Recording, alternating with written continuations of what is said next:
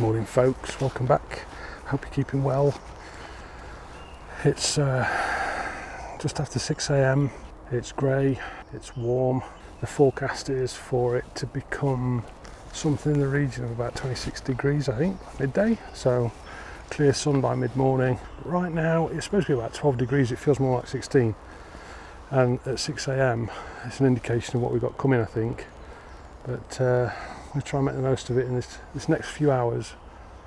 The light is very delicate, very soft, so I'm somewhere completely different today. I'm headed up through this forest here. I've got a squiggly route to take. I need to snake, sorry about the dog in the background. I've got to snake my way up through here into the middle somewhere where I'm hoping to find a pine forest. Thanks, buddy. Ooh, just the one. Two. So yeah, I'm hoping to squirrel my way through here, find a pine forest. It's towards the base of a hollow, I think, and then the pine forest climbs up out of there, drop down the other side into another little pine wood, which I've passed before. It looks lovely from the outskirts, but I want to try and make my way into it just to check it out for future trips perhaps. So that's the mission. I'll grab any images that I can find on the way in there, through the pine forest particularly. That's what I want to give some attention to. Any shots I find, I'll bring you back and share my thoughts with you as we go. Now my only objective for today, really, the only thing I want to achieve is to get back in the pines, to be honest. I've missed the pine forest so much. I've kind of come to realise something this last couple of weeks, and that is that lockdown has affected my photography. The situation with how this year's panned out for everyone has had an impact on how I've shot in the last 2 months, and I hadn't considered that. I'd not even paid it the first thought. And what's occurred to me is that in previous years, 2019, 18, 17 and on, I'm really sure I've got a spider crawling on my cap. If you can see it, it's going to be hilarious. Keeps coming down and tickling this ear and then disappears again. Yeah, in previous years, my photography was probably 20% old oaks, ancient oaks. I'd dip in there and it was always a treat for me to go in and shoot the old oaks. And the balance of what I shot was, I've always had a love for pine forests. I've got a huge pine forest near where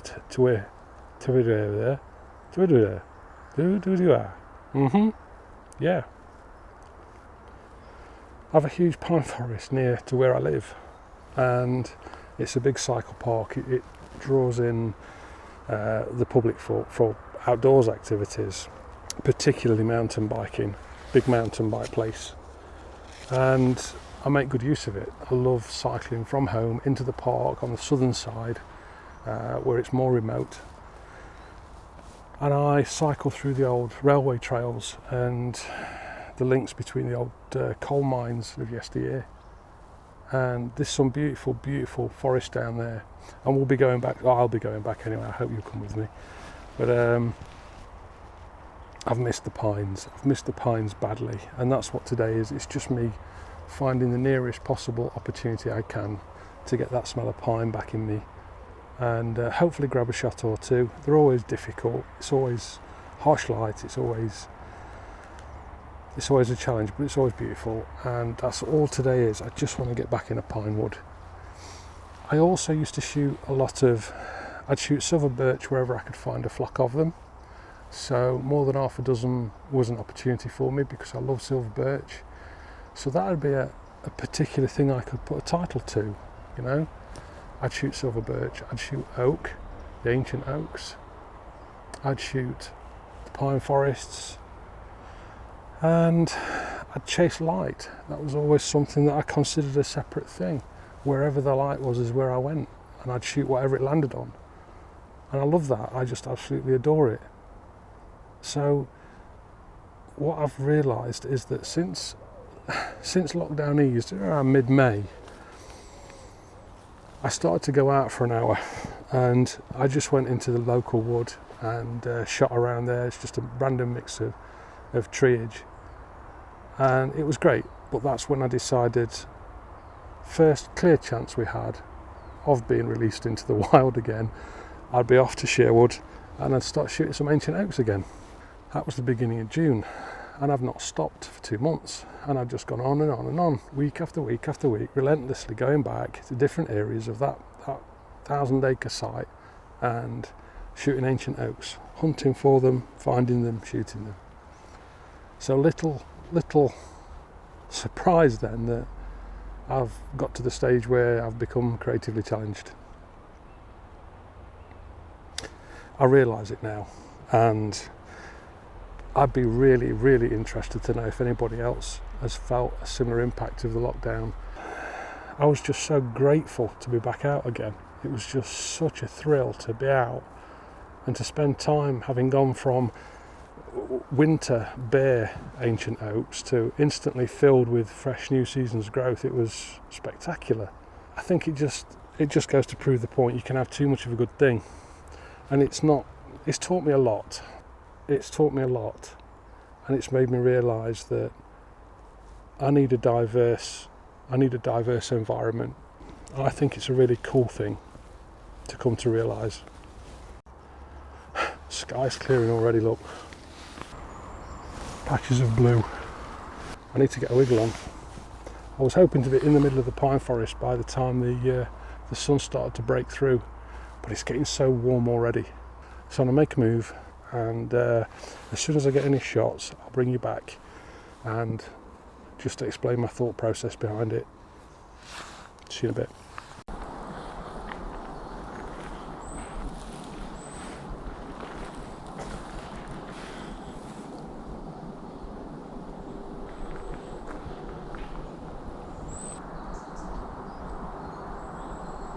Just been attacked. I was taking a shot back there, the base of a twisted silver birch, and I've just been attacked. Making my way out as quick as I can. Really. I was attacked. Well, subtly. I was stood there. I thought, it's very odd. There's loads of bits of husk on the floor. And there was no sign of any hazel trees or chestnut. And plunk, a few seconds later, plunk, plunk, plunk, plunk, and it was getting more and more rapid. There must have been a family, because they were coming down too thick and fast towards the end. Where are these squirrels? Yeah, squirrels. Up in the canopy, throwing husks down at me. I got covered. Let's shake off. Oh, it's beautiful in here. It's really, really beautiful. The light is a little bit too dark. It's still good. And I mean, my camera will drag up the light that we've got. That it feels like we're just going to get something special. It's going to go one of two ways right now. But anyway, I'm not where I thought I'd be. I should have carried straight along a path heading up to my left, and I haven't. I turned right and I went on a bit of an explore, as I do, and I don't think it was a wise move. So, do you know what? I'm going to go back again. Time's it. I've been in here for an hour and 20 minutes. I been attacked by one squirrel. Heard a buzzard flying above me, squawking. Unmistakable sound. This light has, dropped off for sure. It's not nearly as bright as it was, which is fine. I'm going to go more directly to where I think the pine forest is, and I see up there. Bloody naughty squirrels. never been here before, and it's awesome. There's a little bit of a hillside here, and the pine forests I'm used to. There are some small humps and hollows, but there's nothing really as diverse as this in such a short area. But yeah, I found this random trail off the main path, so I'm going to follow this into the wood, see where it goes, see what happens. But one of the first things I came across was this chap. This old pine tree is huge. All his branches have been snapped off, and the reason is because half his bark's been snapped off, and he disappears away off down in that direction and goes on for a considerable way. If I'd have known he was going to be here, we've got sticks on the floor, and these little bits of really sticky, full of pine resin. That's fat wood, and use that to start a fire. It's great to keep shavings in your backpack. But this is beautiful. The colour and the texture and the light on that. You can see the resin there, how it's eked out of the wood. But what I've done, I've been mucking about in these trees here, trying to get back over here somewhere, and I wanted to try and get a perspective looking through at the length of. I've got this chap to contend with. Oh, bear with me. Yeah, I wanted to try and get a perspective looking through at the line of the fall, but I need to get kind of high enough to look down on it, and then the higher I get, the shorter it looks. It's like an optical illusion. But what I've managed to do is I've come up with this composition. Don't know how well you're going to be able to see this. I'm a bit too close perhaps. And let's try that. So my idea with this really is on the very right hand edge of the frame, literally the very slightest edge, I've got the trunk here on the right, which captures the entire of this half the tree falling away. In fact, it looks like it's like one of those pines that splits off into a V and one side of it's fell away. It gets to a point about there where it becomes the whole trunk, look. And then it's there where it was adjoined to this bad boy. So yeah, very interesting. No, I've never seen that before. So I'm just capturing it. It's never going to win any. It's never going to win any prizes. But composition is literally just based upon this trunk falling away through the frame, leading into the forest, and then over there in the background, there's just the hint of bright light off the top of the ferns. And I'll bring that out in post-processing. I'll dumb down a bit of shadow at the base, and then pop out that line of fernage. So we'll see how it goes. Settings wise, I was at, there we are, so I'm focused in right in centre of frame, just a noggin up on where the main branch breaks away. I've got a 2-second exposure at f11, giving me a substantial amount of the tree falling away in focus, but I expect it to go soft in the background. So I'll take this shot. It's at minus 0.7 of a stop, and then I'll take another shot where I just hop back over to those ferns and I focus in on them. Exactly the same settings, so I can then focus stack the second image, bringing out the crispy ferns and then bringing out the crispy tree. We may have a band of outer focus area which will help when I shade that, and we'll have an outer focus area at the front where I just focus that second shot on the background. Complicated, I know, but I'll work on this one. I'll see what I can do. I'll pop a shot up at the end of this video. Now, yeah, I've been shooting with only a 50mm prime, and it's really been restrictive. It was part of this year's project that got cancelled due to the situation, so I'm kind of free now to broaden my glass collection a little. And I've just picked up an 18mm prime f2.8, so it's not particularly fast, but it's fast enough. I'll probably break that out and do some test shots on my next video and have a look at how the 18mm can perform in this environment. So yeah, that's for next time. So I'll carry on. See you in a bit. I've just come along that trail a little way further, and it's really beautiful. I'm so glad I came back into the pine forest. I've really missed these fellas. They're just epic. I mean,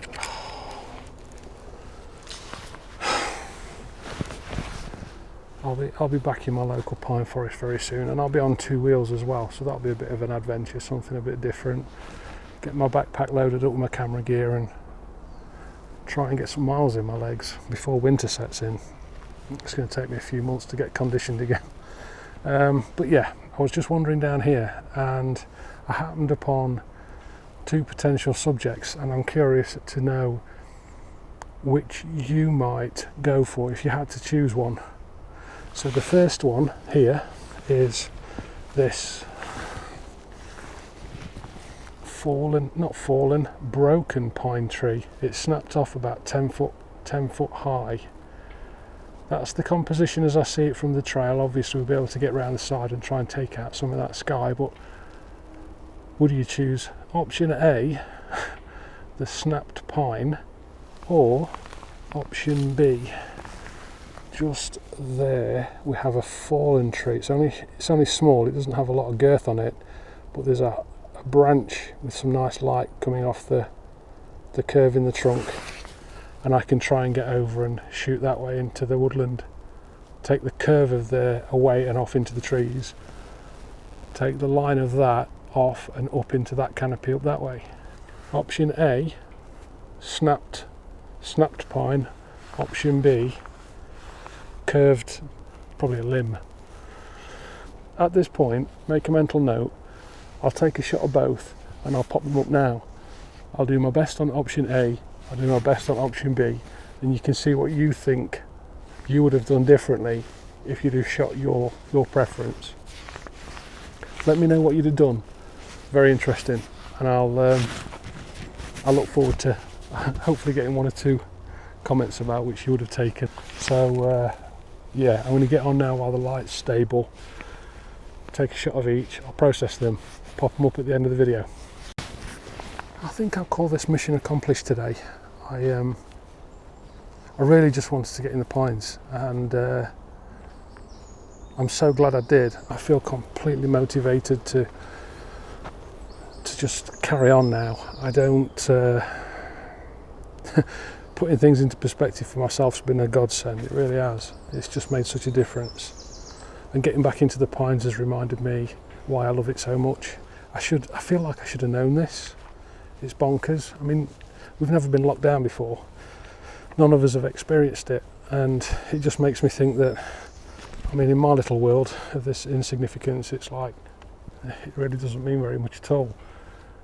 But I'm sure there are going to be consequences for other people, creatives and people who, you know, do stuff outdoors that, yeah, maybe there's something to it, and we need to be aware of all this new freedom we've been given back. And it's certainly taught me not to take it for granted, not any of it. Every single time I come out, I'm going to be so grateful for the opportunity to be here. As I was with the ancient oaks, probably just a bit too grateful, and in the consequence of that is that it kind of, I stifled myself. I gave myself too much to go at. But anyway, through it, sorted it, worked it out for myself. I hope it works it out for somebody else. I hope it helps somebody else. I mean, I can't imagine I'm the only one that feels like this.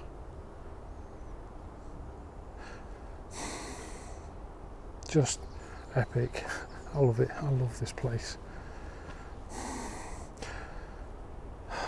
I've got to stop looking around and I keep seeing things I want to shoot. So back down this way is where I've come from, and that's where we had the option on option A or option B. Really interested to know which you would have chosen. If you could have only picked one, would you have gone for the broken off pine tree at 10 foot tall leaning into the canopy, or would you have gone for the one on the forest floor, the smaller one with some fungus on the back of it?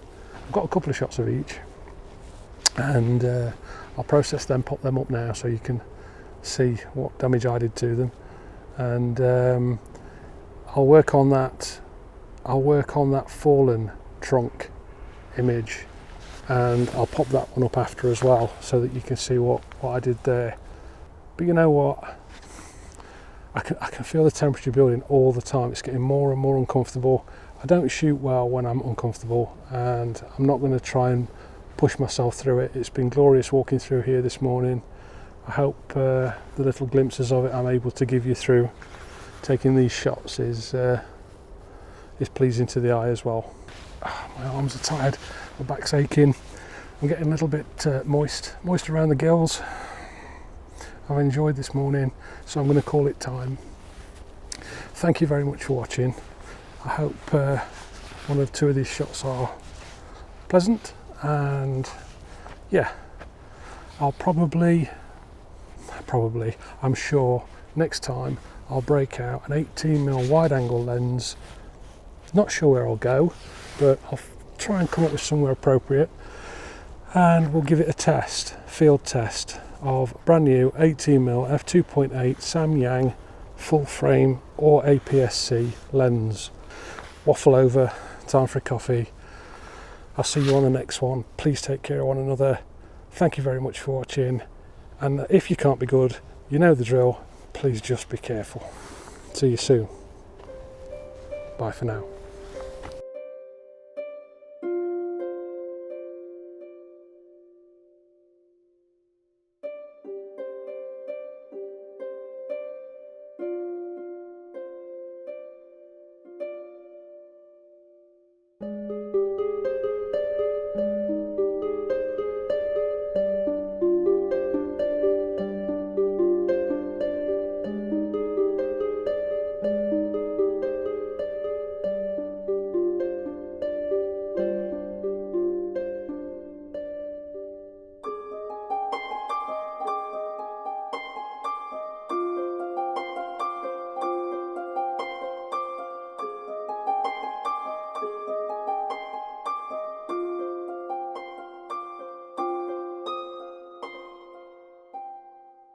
Fly right on top of the camera. Oh, he's back. You little sod. He's right on the lens, look. Look at him. Mate, up it.